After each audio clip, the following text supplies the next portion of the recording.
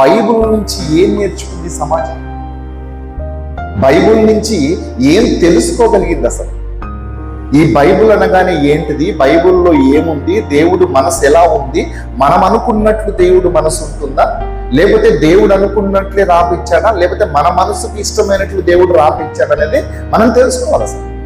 కానీ ఈరోజు మానవ సమాజము, ఒక క్రైస్తవులుగా బ్రతుకుతున్న క్రైస్తవ సమాజం కూడా బైబిల్ని కేవలం ఒక అవసరాల కోసమే వాడుకున్నట్లు మనకి చాలా ఖచ్చితంగా అర్థమవుతుంది చదివినప్పుడు. ఎందుకనంటే బైబిల్ కేవలం అవసరాల కోసమే ఉందండి. ఈ బైబిల్ని ఎలా వాడుకుంటున్నారు ఈరోజు? నిద్ర రానప్పుడు తల కింద పెట్టి పడుకుంటారు. దయ్యం పట్టినప్పుడు ఆ దయ్యం వదిలించడానికి బైబిల్ని యూజ్ చేస్తుంటారు. ఓకేనా? ఇదిగపోతే ఎక్కడైనా జర్నీల్లో ఉన్నప్పుడు, ప్రయాణాల్లో పోతున్నప్పుడు బ్యాగుల్లో పెట్టుకొని, కారులో ఆ డాష్ బోర్డ్ మీద పెట్టుకొని తిరుగుతూ ఉంటారు బైబిల్ని. అంటే బైబిల్ మనకు ఒక రక్షణ కవచం లెక్క ఉందనుకుంటున్నారు. కానీ బైబిల్లో ఉన్న జ్ఞానము, బైబిల్లో ఉన్న మాటలు మన జీవితాన్ని, మన ఆత్మని ఎలా కాపాడుతుందని మనకు తెలియదు.